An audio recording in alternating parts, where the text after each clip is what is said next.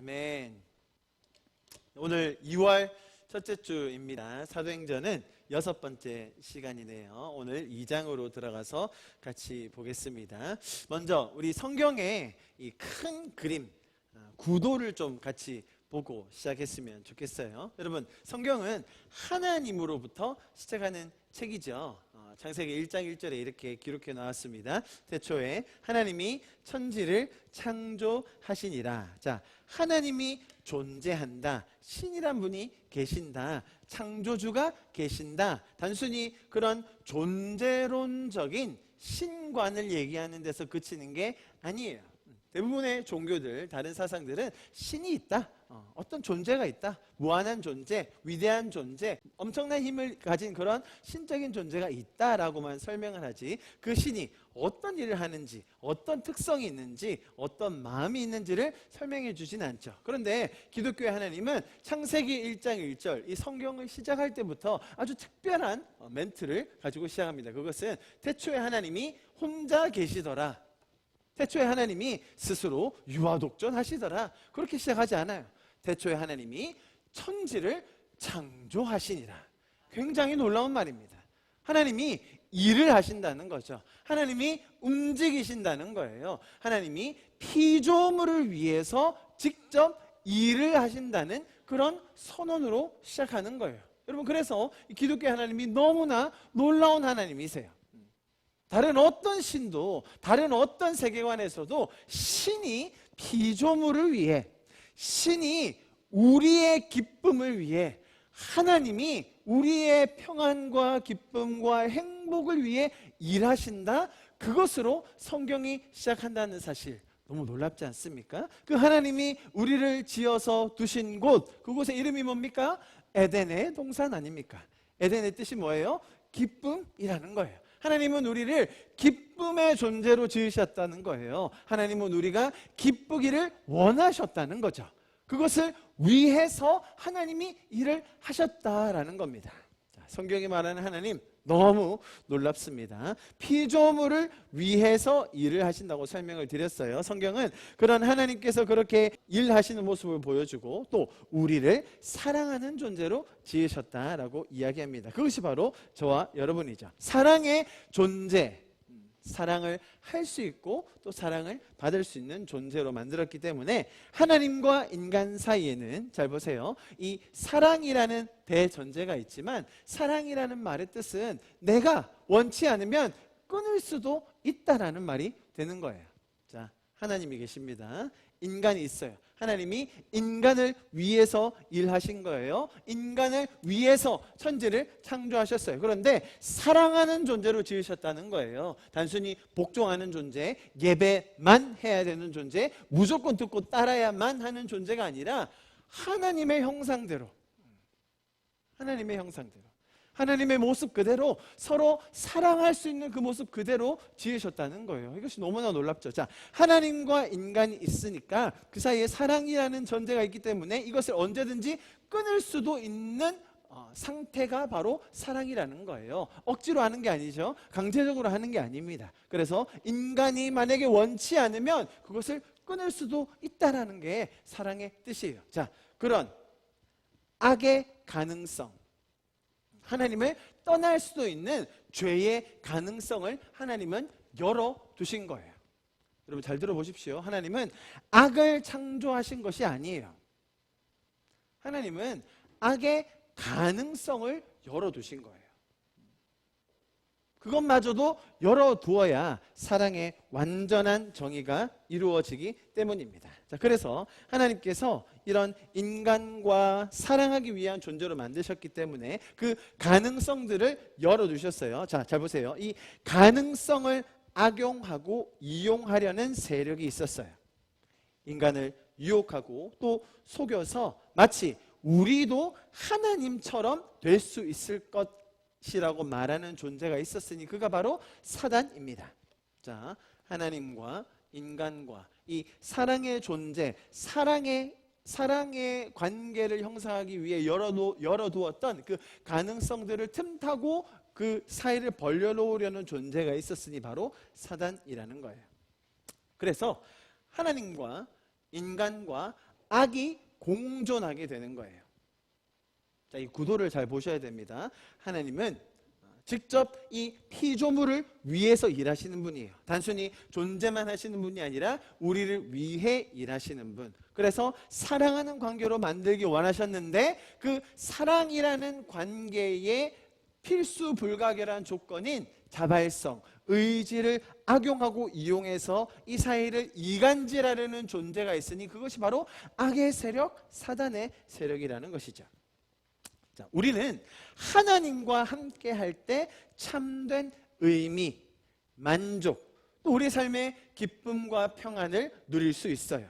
그것을 나누며 살 수 있는 거예요. 그것이 하나님께서 우리를 디자인하신 모습, 에덴의 모습이에요. 자, 하나님은 인간이 하나님과 같이 있을 때 행복하고 의미와 목적을 발견하고 기쁨과 평안 안에 살 수 있도록 지으셨다는 거예요. 자, 그런데 인간은 그 하나님과 같이 있기를 선택하지 않은 거예요.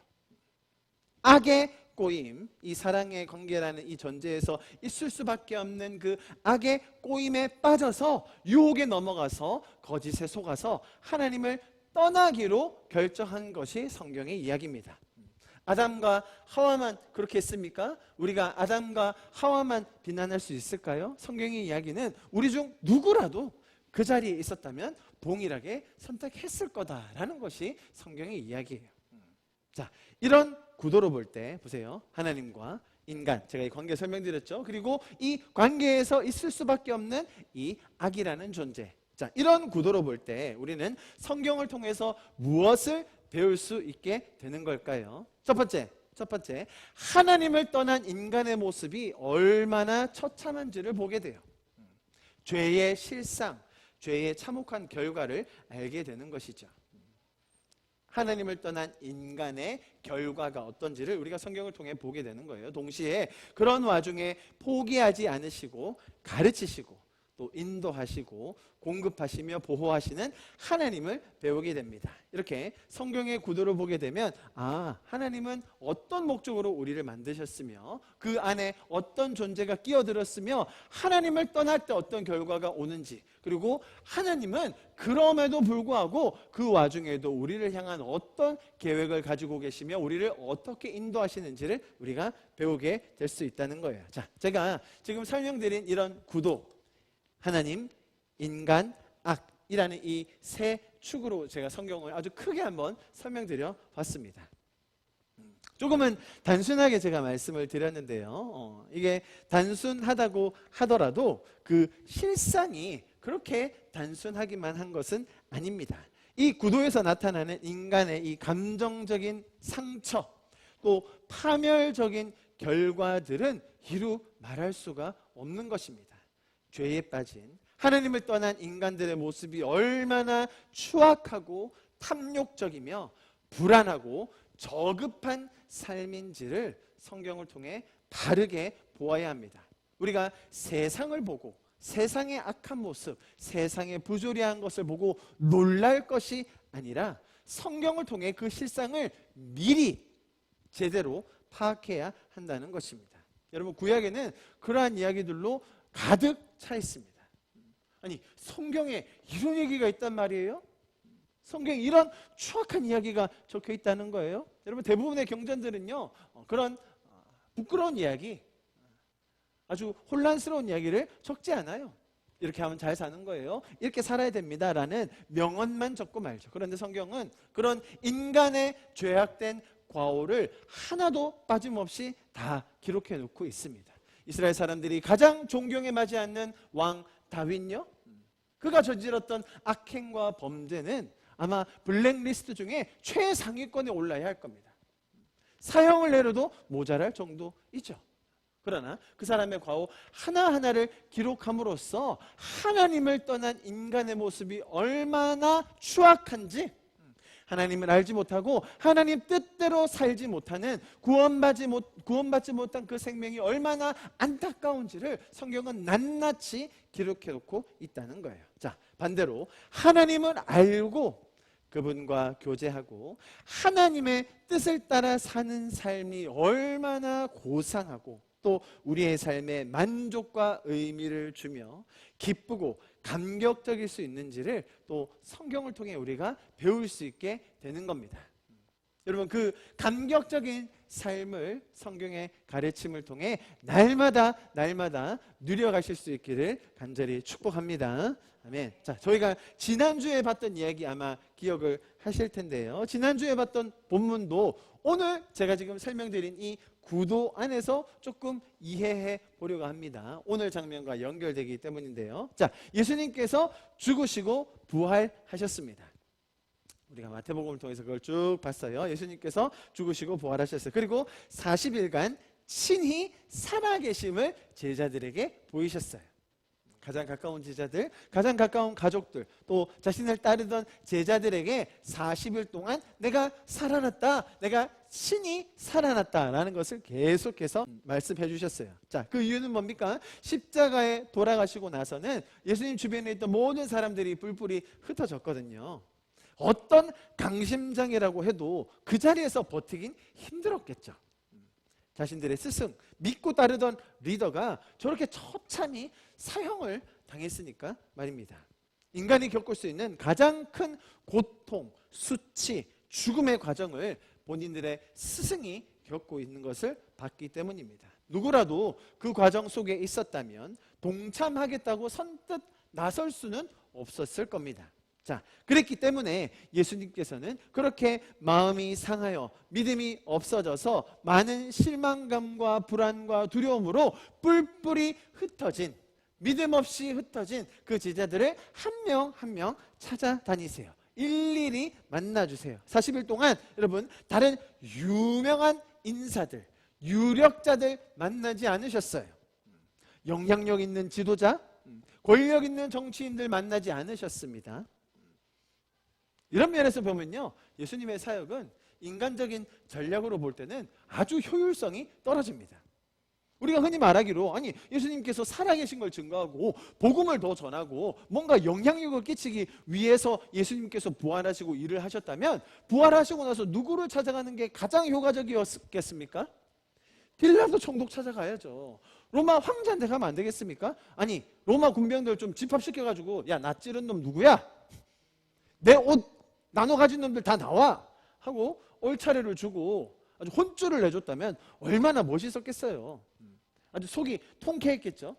자, 여러분 잘 보세요. 예수님의 이 사역, 예수님의 삶과 일하심과 가르침이 어떤 방향으로 가는지를 알아야 돼요. 우리가 사도행전을 볼 때도 동일하게 적용할 거예요. 사도행전을 볼 때 우리가 어떻게 하면 복음을 더 효과적으로 나눌 것인가, 어떻게 하면 더 영향력을 가져서 이 복음이 더 멀리 전파될 것인가 라는 관점으로 본다면, 사실은 예수님께서 부활하시고 하셨던 그 40일은 너무 맹탕이었어요. 아니, 저렇게 해서 어떻게 복음이 전해진대요? 저렇게 해서 어떻게 더 효율적으로, 더 효과적으로, 더 영향력 있게 전해지겠냐는 말입니다. 자, 잘 보십시오. 예수님의 부활 이후 40일의 삶은 오로지 제자들에게 초점이 맞춰져 있었어요.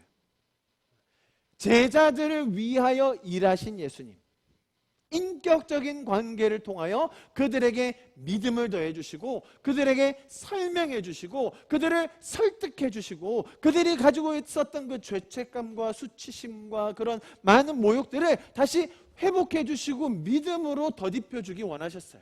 예수님의 사역의 방향은 효율성이나 영향력이 아니라 인격적인 관계 안에서 저와 여러분이 그 믿음 안에 설 수 있는 것이에요.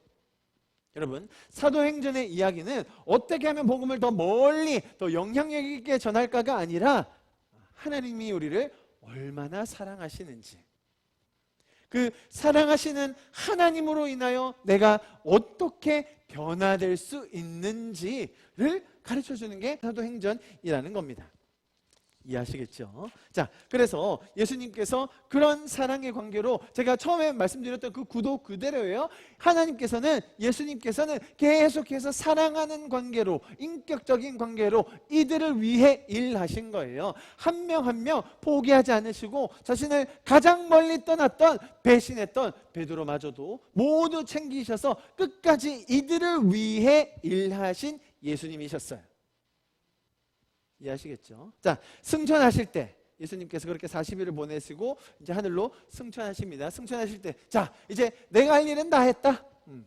이제는 너희 몫이다. 내가 사역하면서 3년 반 하고 이렇게 죽음과 부활을 하고 나서 40일 동안 열심히 했는데, 내가 해보니까 나는 그냥 예루살렘 정도만 했는데, 너희가 지금부터 사마리아와 유다와 땅끝까지 이르러 모든 것을 너희가 다 완수해라잉. 너희 몫이다. 이제 너희가 하기에 달렸다. 너희가 얼마나 하느냐에 따라 내가 상 주리라 하고 떠나셨습니까?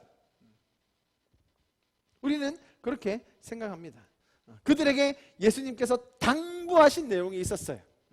제발 땅 파지 말고 이것만 해라.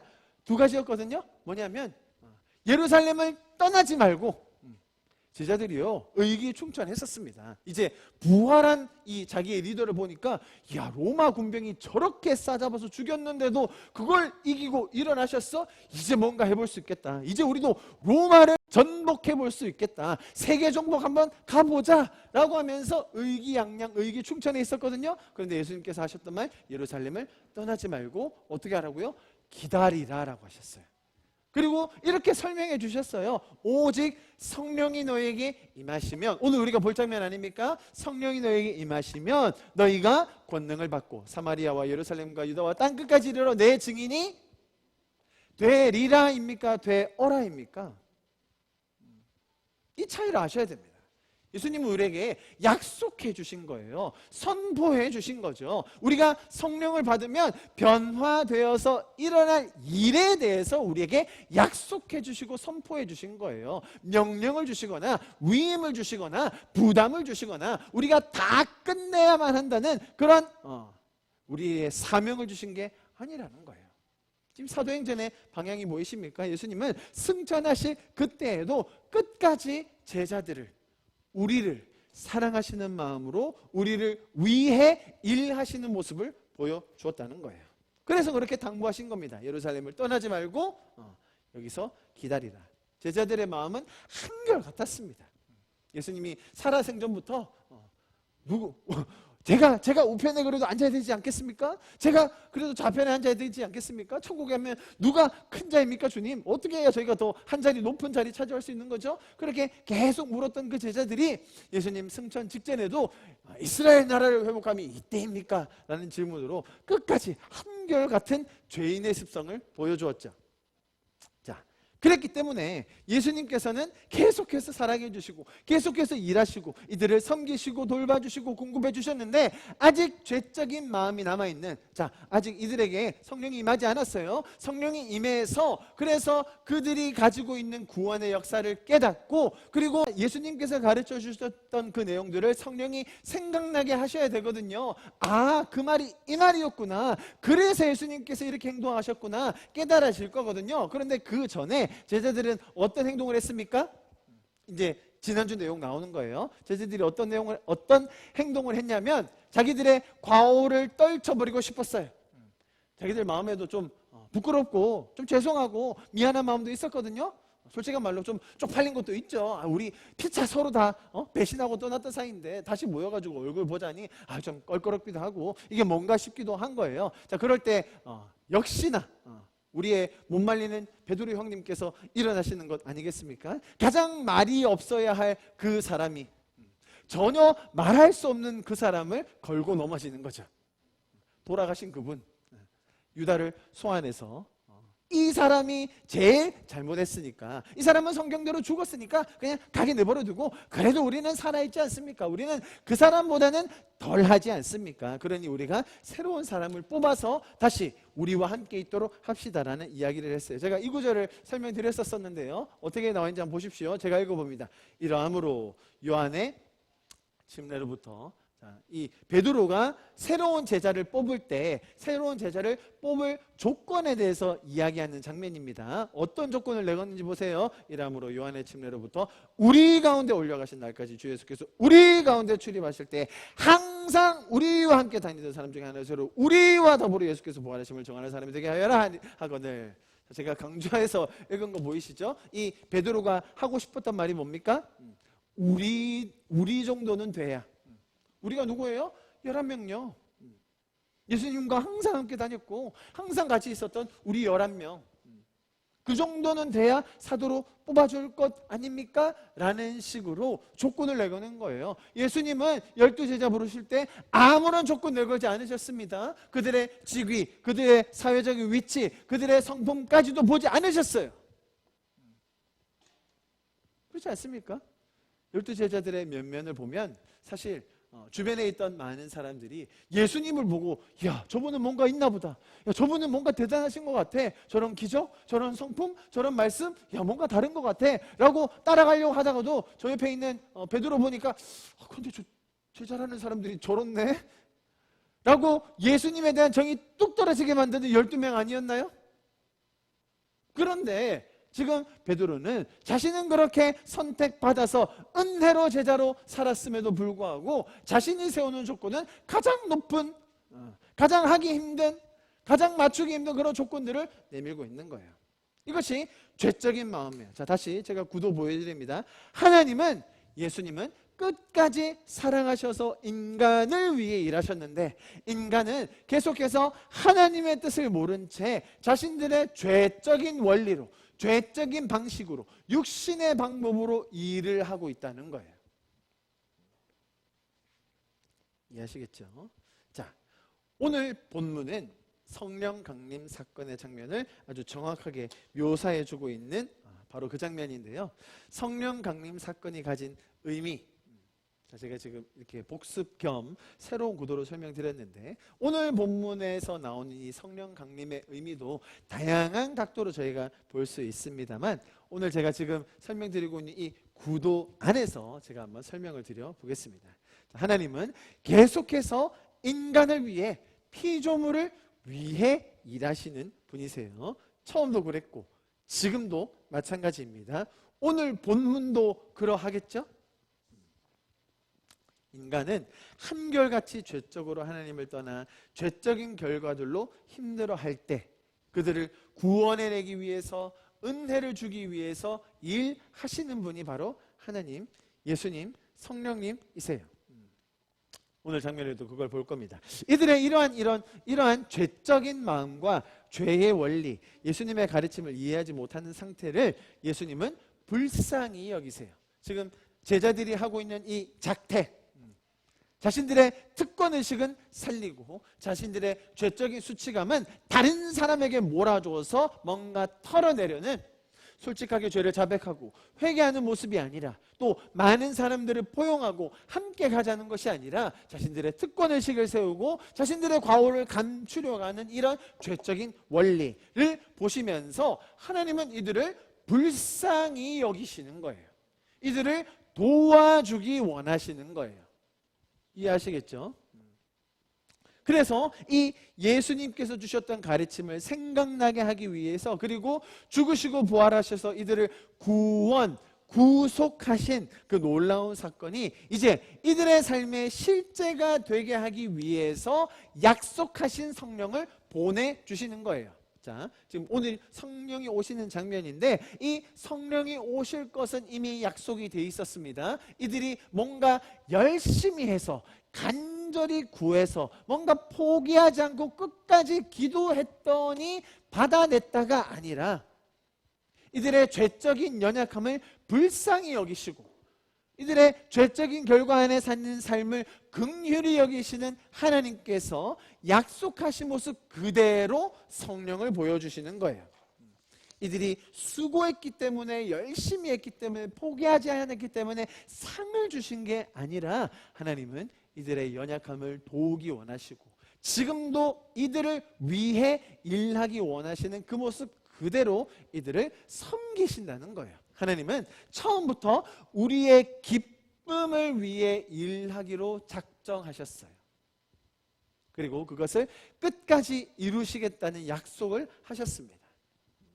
성령 강림에 대해서도 동일하게 예언이 되어 있는데요. 그중 성령 강림에 대해 예언되어 있는 여러 가지 성경 구절들이 있는데 그중 한 구절을 저희가 좀 같이 보겠습니다. 이사야서 32장에 있는 말씀인데요. 세 번역으로 좀 같이 보겠습니다. 15절부터 20절까지인데 우리 한 목소리로 좀 읽어볼까요? 이사야서 32장 15절입니다. 시작. 그러나 주님께서 저 높은 곳에서부터 다시 우리에게 영을 보내주시면, 자 여기 나와있죠, 그죠? 이것이 성령 강림에 대한 이사야서의 예언인 거예요. 영을 보내주시면, 시작. 황무지는 기름진 땅이 되고 광야는 온갖 곡식을 풍성하게 내는 곡창지대가 될 것이다. 그때에는 광야에 공평이 자리 잡고 기름진 땅에 의가 머물 것이다. 의의 열매는 평화요 의의 결실은 영원한 평안과 안전이다. 나의 백성은 평화로운 집에서 살며 안전한 거처 평온히 쉴 수 있는 곳에서 살 것이다. 비록 살림이 우박에 쓰러지고 성읍이 완전히 무너져 내려도 씨를 뿌리는 곳마다 될 물이 넉넉하고 어디에서나 안심하고 소와 나귀를 놓아 키울 수 있으니 너희는 복이 있다. 할렐루야, 할렐루야. 여러분, 이러한 풍성한 삶으로 하나님은 우리를 초청하고 계신 거예요. 이러한 평안과 안전과 기쁨과 만족이 있는 삶을 위해 하나님이 일하고 계시다는 거예요. 하나님께서는 이 땅에 의와 정의와 공평이 충만하기를 원하십니다. 그것을 위해 일하고 계세요. 그것을 위해 오늘 이 본문에서 성령을 보내주시는 것입니다. 그 성령을 받은 성도들이 이제 이것을 깨달아 알아서, 그래서 이 땅에 의가 충만할 수 있도록, 공의가 더 편만해질 수 있도록 우리의 삶에 하나님께서 베푸시는 그 놀라운 평안과 기쁨과 안전을 누리며 나눌 수 있는 삶을 살게 된다는 것입니다. 자, 이러한 하나님의 약속이 이 온 땅에 충만할 수 있기를 간절히 기도합니다. 또한 우리의 삶에 그러한 성령의 역사로 말미암아 오늘 이 구절이 이야기하고 있는 안전한 거처 평온히 쉴 수 있는 곳에서 주님과 함께 동행하는 저와 여러분 될 수 있기를 간절히 축복합니다. 자, 처음 구도 다시 봅니다. 절 봐주십시오. 하나님이 계십니다. 하나님은 그냥 계신 것만이 아니었습니다. 우리를 위해 일하시는 분이셨어요. 이 일하신 하나님께서 우리를 사랑의 존재로 지으셨다는 거예요. 그런데 사랑의 존재로 지으셨기 때문에 악을 직접 디자인하시고 만드신 것이 아니라 악의 가능성을 열어둘 수밖에 없었던 거예요. 그것이 사랑의 적이 아닙니까? 자발성, 내 의지를 들여서 말할 수 있고 고백할 수 있는 그것이 사랑인 것이죠. 그런데 그것을 악용한 악의 세력, 사단의 세력이 있었으니 그들로 인하여 이런 구도가 만들어졌습니다. 자, 인간을 위해서 일하시는 하나님께서 하나님을 떠난 이 인간의 죄적인 결과를 보시며 안타까워하시고 그들의 죄적인 마음들을 불쌍히 여기셔서 약속대로 지금 성령을 보내셔서 일하고 계십니다. 자, 그런데 제가 조금 전에 언급했듯이 많은 경우에 오늘 본문을 너무나 반대로 해석하는 경우가 많습니다. 그러니까 성령이 이렇게 임하셨는데 막 불의 혀처럼 급하고 강한 바람처럼 임하시는 그런 일들, 놀라운 역사에, 놀라운 그 마가의 다락방의 역사를 경험하기 위해서 어떻게 해야 된다고요? 오로지 기도에 힘써야 한다. 마음을 합하여야 한다. 이런 식으로 해석을 많이 합니다. 자, 그러한 조건, 열심히 기도하는 것, 끝까지 기도하는 것, 포기하지 않는 것, 한 가지 기도 제목으로 우리가 마음을 합하는 것, 이런 조건들을 잘 채우면 결과적으로 이런 성령 체험, 성령 충만이라는 것을 우리가 얻어낼 수 있다라고 해석을 많이 해요. 이런 잘못된 도식을 만들어내면 성경의 의도를 완전히 오해하는 꼴이 됩니다. 자, 제가 그것에 대한 한 가지 예를 여러분에게 들어드리겠습니다. 여러분, 솔로몬 잘 아시죠? 지혜의 왕으로 알려져 있습니다. 가장 유명한 장면이 아이를 하나 놓고 엄마가 2명 있는데 누가 진짜 엄마냐라고 할 때 아이를 반으로 갈래라 했더니 진짜 엄마는 당연히 못하게 하죠. 아니, 사나이를 가른다면 죽지 않습니까? 차라리 내가 아이를 포기하고 말지, 내가 포기하겠다고. 근데 가짜 엄마는 그렇게 하자고, 반으로 나누자고. 그때 솔로몬의 지혜가 나오죠. 아이를 반으로 가르지 말자고 하는 저 엄마가 진짜 엄마다라고 하는 그 유명한 재판. 자, 그 재판이 있기 전에 하나님께서 솔로몬에게 나타나십니다. 나타나셔서 너에게 뭘 해주기 원하느냐. 우리 평생에 한 번만 들었으면 좋겠는 그 질문. 너에게 뭘 해주기 원하느냐. 그때 솔로몬이 부도, 명예도, 장수도 구하지 않고 듣는 마음, 이 지혜를 달라고 구했던 장면 너무 유명하지 않습니까? 그것이 열왕기 상 3장의 이야기인데요. 제가 한번 읽어드릴게요. 아주 재밌으니까 한번 눈으로 보시면서 따라오면 좋겠습니다. 솔로몬이 이르되 주의 종 내 아버지 다윗의 성실과 공의와 정직한 마음으로 주와 함께 주 앞에서 행함으로 주께서 그에게 큰 은혜를 베푸셨고 주께서 또 그를 위하여 이 큰 은혜를 항상 주사 오늘과 같이 그의 자리에 앉을 아들을 그에게 주셨나이다. 지금 다윗 왕을 이야기하는 거예요. 자기 아버지. 7절 나의 하나님 여호와여 주께서 종으로 종의 아버지 다윗을 대신하여 왕이 되게 하셨사오나 종은 작은 아이라. 겸손해요, 그죠? 출입할 줄 알지 못하고 주께서 택하신 백성 가운데 있나이다. 그들은 큰 백성이라 수요가 많아서 셀 수도 없고 기록할 수도 없사오니 누가 주의 이 많은 백성을 재판할 수 있사오리까? 듣는 마음을 종에게 주사. 주의 백성을 재판하여 선악을 분별하게 하옵소서. 솔로몬이 이것을 구하며 그 말씀이 주의 마음에 든지라. 야, 하나님 마음에도 들었대요. 여러분도 대답 잘하셔야 됩니다. 예, 하나님이 그에게 이르시되 내가 이것을 구하도다. 자기를 위하여 장수하기를 구하지도 아니하며 부도 구하지 아니하며 자기 원수의 생명을 멸하기도 구하지 아니하며 오직 송사를 듣고 분별하는 지혜를 구하였으니 내가 내 말대로 하여 내게 지혜롭고 총명한 마음을 주노니 내 앞에 너와 같은 자가 없었거니와 내 뒤로도 너와 같은 자가 일어남이 없으리라. 솔로몬이 가장 지혜로운 자가 된 것 아닙니까? 그 지혜로 말미암아 잠언과 전도서 얼마나 많은 격언들을 남기게 되었으면 내가 13절 내가 구하지 아니한, 그죠? 이렇게 구해야 되는 거예요, 여러분. 대놓고 이렇게 구하면 안 되는 거예요. 구하지 아니한 부와 영광도 내게 주리니 내 평생 왕들 중에 너 같은 자가 없을 것이라. 솔로몬 같은 그런 부귀한 자가 없었죠. 내가 만일 내 아버지 다윗이 행함같이 내 길로 행하며 내 법도와 명령을 지키면 내가 또 내 날을 길게 하리라. 자, 우리가 너무 잘 아는, 너무 부러워하지 않는 참 지혜의 왕 솔로몬의 이야기를 제가 또 이렇게 장황하게 설명드린 이유는 하나님께서 무슨 마음으로 이렇게 하셨냐는 거예요.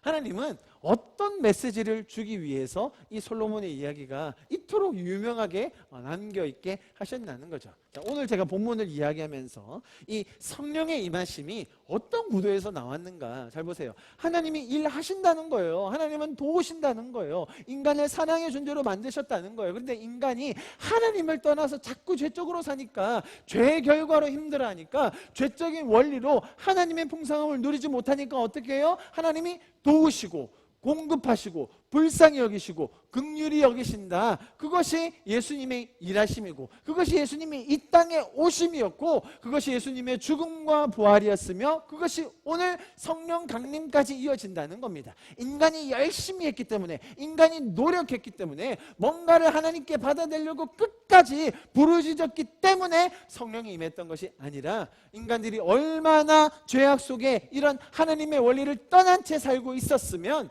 그 장면 우리가 지난주에 본 거잖아요. 그죠? 자신들의 특권의식과 자신들의 과오를 숨기려는 그 자세를 보고 하나님이 도와주시기 위해서 약속하신 그대로 성령을 보내셨다라는 거예요.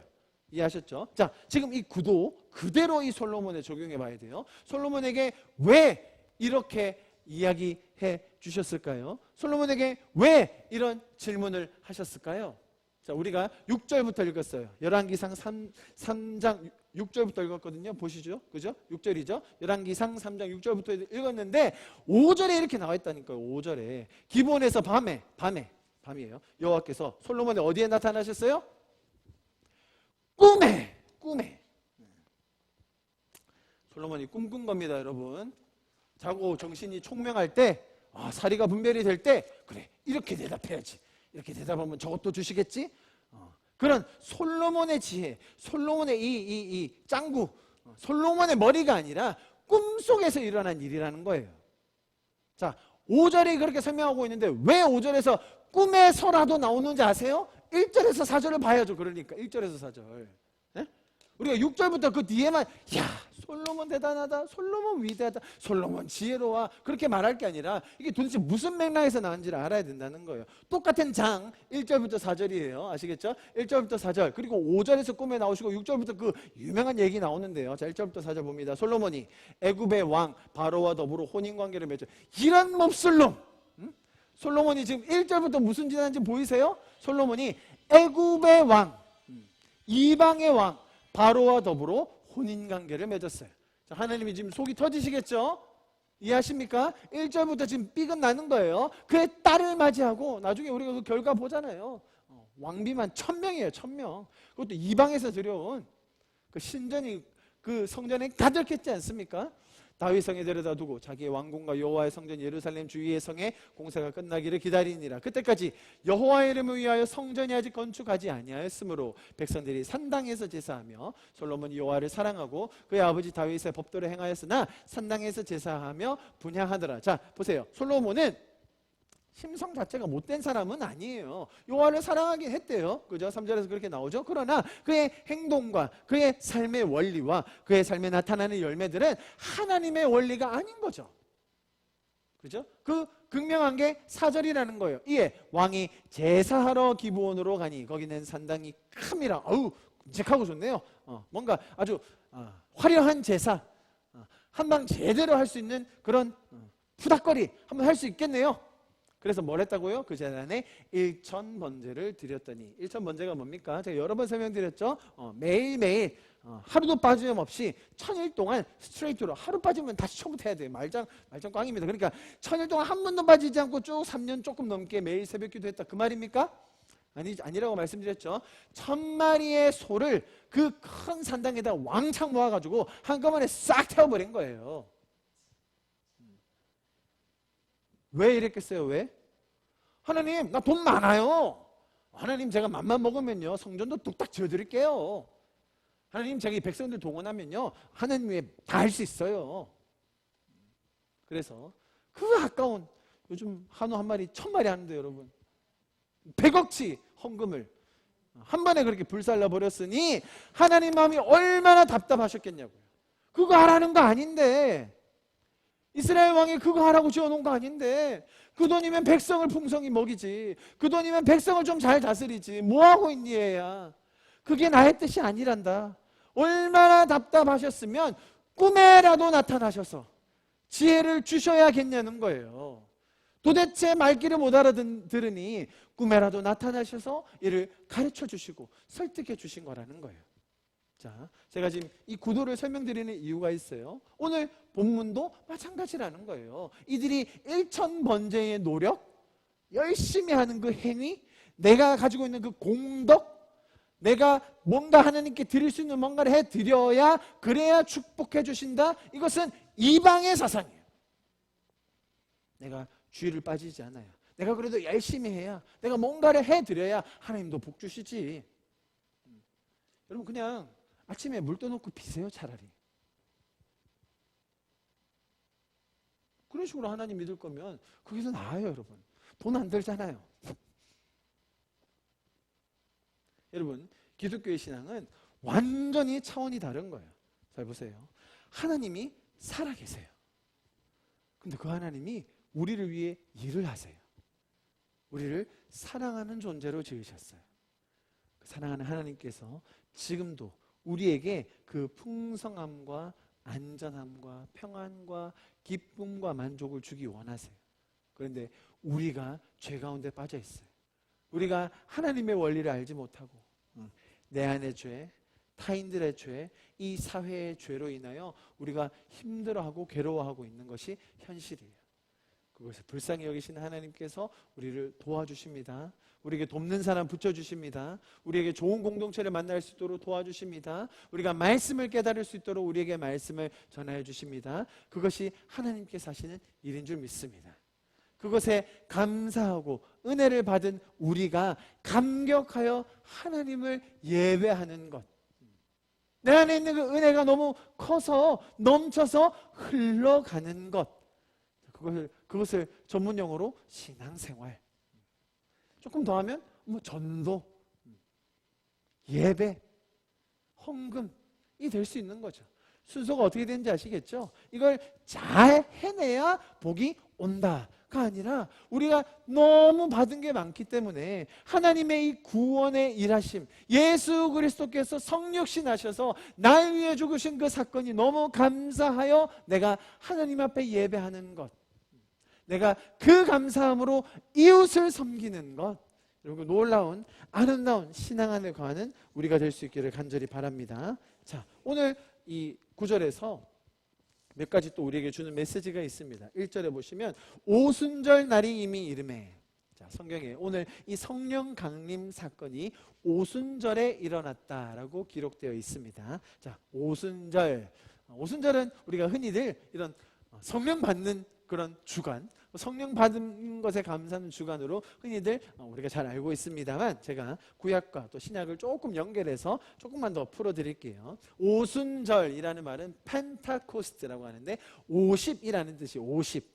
펜타곤 들어보셨죠? 펜타토닉스 이런 거 다 5라는 뜻이에요. 그래서 오순절이란 말은 원래 50이라는 뜻인데, 자, 이 오순절은 단순히 오순절만 가지고 볼 수는 없고요. 잘 보세요. 지금 오순절은 빼놓고 77절, 맥주절, 초실절, 유월절을 제가 적어놨는데, 자, 유월절을 기준으로 봐야 돼요. 유월절. 유월절은 뭡니까? 출애굽할 때 내 문설주에 양의 피를 발라놓으면 내가 그 집을 넘어가리라. 유월, Passover, 넘어가리라 하라고 해서 유월절이에요. 그죠? 자, 유월절을 기준으로 약 50일 지난 날을 뭐라고 부르냐면 77절. 77이 뭐예요? 77이 49잖아요. 7일이라는 주가 7번 지난 77절. 또 그때 처음 난 곡식을 하나님께 가지고 와서 예배드린다고 해서 맥주절, 초실, 처음 열매를 드리는 절이라고 부르기도 합니다. 자, 보세요. 그래서 6월절을 기준으로 봐야 돼요. 6월절을 기준으로 약 49일, 50일 정도 지난 날을 뭐라고 부른다고요? 77절, 맥주절, 초실절, 오늘 말로 하면 오순절이라고 부르는 거예요. 그래서 77 맥주, 초실, 오순절은 다 똑같은 날을 지칭하는 거예요. 의미만 다르고. 그런데 이 기준을 뭘로 삼아야 된다고요?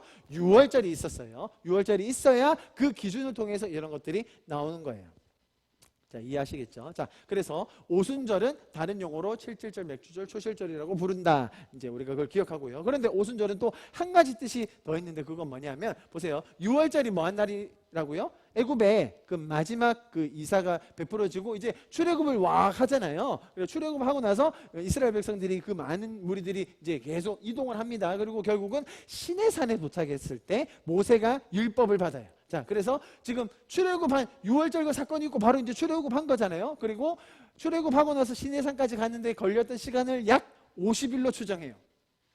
그래서 이 77절, 맥주절, 초실절 혹은 오순절이 뭐 한 날이라고 1세기 랍비들이 생각했냐면, 모세가 시내산에서 율법을 받은 날을 기념하면서 예배하는 날로 지켜졌어요.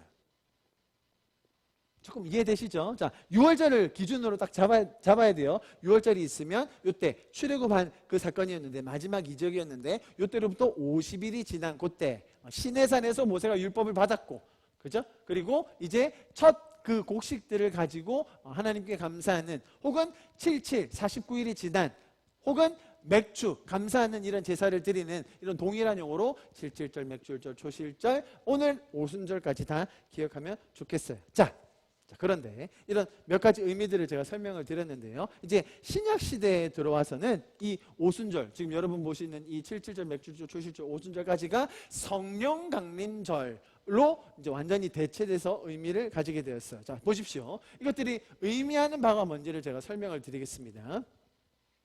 6월절. 그 어린 양의 피를 문설주에 바르면 내가 그 집을 넘어가리라 라고 했던 그 장면이 이제 우리에게는 어떻게 주어진 거예요? 십자가와 부활로 우리를 위해 일하시는 예수님을 보게 되는 거죠. 그 6월절 어린 양이, 그 어린 양의 피가 문설주에 발라져 있으면 지나간다고 하셨는데, 우리의 삶을 향한 그 어린 양의 피가 누가 되어주신 거예요? 예수 그리스도가 십자가에 달려 돌아가심으로 그 어린 양의 피를 대신하게 된 거예요. 그리고 부활하심으로 이제는 우리가 죽음이 아닌 생명으로 옮겨가게 되었다는 거죠. 그리고 이제 그 율법을 받았던 그날, 첫 곡물로 제사를 드렸던 그날이 이제는 오순절이 되어서 성령이 강림한 날로 우리에게 주어지는 것입니다. 자, 이 구도를 설명드린 이유는 이 안에 동일한 메시지가 담겨있기 때문입니다. 자, 6월절 보십시오. 6월절 그 장면을 한번 생각해 보세요. 그런 지령이 내려왔습니다. 양을 잡아야 합니다. 양을 잡아서 피를 그 문설주에 발라야 됩니다. 그리고 이렇게 먹어야 됩니다. 이렇게 계셔야 됩니다. 그러면 그 죽음의 영이 지나갈 것입니다. 여러분, 그 이스라엘 백성들의 마음을 생각해 보십시오. 양을 다 일일이 잡아야 되고요. 직접 다 손질해야 되고요. 피를 발라야 됩니다. 그리고 집안에 가만히 있었어야 했습니다. 그때 얼마나 마음이 불안했을까요? 스스로 뭔가를 하긴 했지만 내가 잘한 걸까? 실수는 없었을까? 이렇게 하면 되는 걸까? 정말로 지나가는 걸까? 여러 군데서 막 곡소리가 나는데 나는 괜찮은 걸까? 불안한 마음이 있었을 거예요. 그런데 십자가의 사건을 통하여 그 모든 힘든 일들, 모든 더러운 과정들을 예수님께서 직접 우리를 위해 일하심으로 이루어 주신 거예요. 그래서 이 구약에 있었던 6월절이 이제는 우리에게 십자가로 대신 자리 잡게 되는 거죠. 그 십자가를 통해서 이제는 우리가 뭔가를 해야만 하는 것이 아니라 우리를 위해 일하신 그리스도를 보게 되는 거예요. 마찬가지입니다. 7.7절과 맥줄절 초실절에는 내가 수확한 것을 잘 모아가지고 제사를 드렸어야 했습니다. 그리고 이때에 이 오순절 때에 전 세계에 흩어졌던 유대인들이 예루살렘으로 모여서 제사하려고 했죠. 그죠? 그런 명절로 지켜주고 있었거든요. 내가 곡물을 잘 모으고 또 그것을 잘 준비해서 직접 먼 거리를 방문해서 내가 제사를 드려야만 하는 그런 절기였어요. 그런데 이것이 오순절로 바뀌면서 이제는 성령이 강림해 버리신 거예요. 무슨 말입니까? 이제 원래는 사람들이 뭔가를 준비해서 내가 노력해서 뭔가를 신에게 드려야 한다고 생각했다면 이제는 성령이 직접 찾아오셔서 이제 그 자리에서 교회가 시작될 수 있도록 하신 거예요. 성령이 우리를 위해 먼저 찾아오시고 일하심으로 이제는 그 자리가 교회가 될 수 있다는 것을 보여주신 것입니다. 자, 그래서 이 6월절과 처음에 7.7절 맥주 초실절을 통하여서 하나님께서는 하나님이 우리를 위하여 일하시고 성령이 우리를 위하여 친히 방문해 주신다는 그 모형을 미리 보여주신 거예요. 그 의미가 무엇인지를 이 이스라엘 사람들이 몸소 체득할 수 있도록 미리 가르쳐 주신 것이죠. 그 하나님의 큰 계획 안에서 인간이 스스로 시도해보고 그 의미가 무엇인지를 그 몸에 각인될 수 있도록 이 모든 일을 인도하셔서 완성해 주셨다는 겁니다. 자, 그리고 인간이 할 수 없는 그 일들임을 깨닫게 하신 후에 이제는 하나님께서 직접 일하심으로 말미암아 이것을 완성해 주신 사건이 바로 오늘 성령 강림절로 이제 시작되는 거예요. 십자가와 부활을 통하여 구원을 이루셨습니다. 이제 그 사건이 이들 안에 완전히 살아날 수 있도록 교회로 이것이 시작될 수 있도록 하는 사건이 오늘 성령 강림이었습니다. 자, 그렇게 완성하셔서 온전한 모습대로 시작하시는 교회의 모습이 오늘 본문이라는 거예요. 그 오순절에 일어났던 사건, 그 모습을 한번 같이 마지막으로 보겠습니다. 첫 단어가 뭡니까? 호련이에요. 호련이. 이 말의 뜻은 그들이 애썼기 때문에, 노력했기 때문에 그런 말이 아니라 하나님의 계획 안에서 하나님의 그 완벽한 타이밍에 따라 또 하나님의 약속의 신실함에 따라 호련히 성령이 임하게 됐다는 그 얘기예요. 내가 생각하고 내가 계획하고 노력하는 것이 잘 이루어지지 않았을 때 괴로워할 필요가 없다는 겁니다. 하나님의 완벽한 타이밍이 있는 줄 믿습니다. 그분의 교회를 통해 일하실 것을 우리에게 보여주시는 거예요. 자, 여러분, 40일 동안 예수님께서 부활하시고 40일 동안 친히 살아계심을 보이셨다고 했잖아요. 지금 제자들이 며칠 동안 기도한 겁니까? 10일 동안 한 거죠.